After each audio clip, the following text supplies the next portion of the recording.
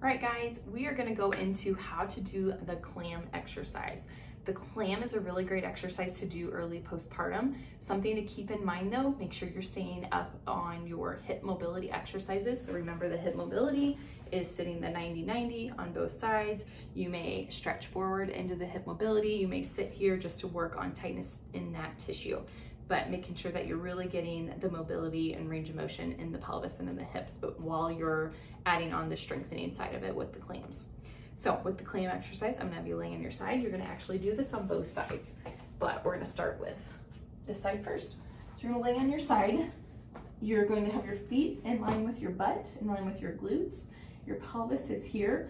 One way that I like to let clients know is that you can lean up against a wall or a bed frame or the back of the couch to keep your pelvis from rocking back.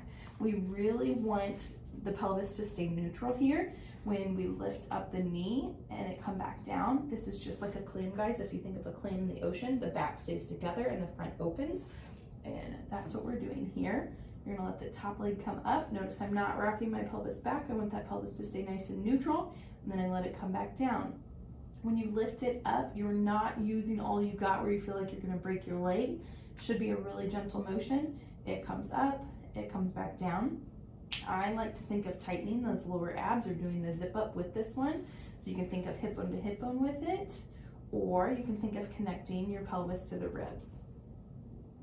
I also like to keep my hand here, especially when I'm not leaning up against the back of the couch or the wall. This is just a really gentle way that I can feel if I'm rotating back or not. So goal here, guys, 10 in a row, 3 sets of 10, and then you might do 2 sets of 15, and then a total of 30 in a row, and then you're gonna switch to the other side.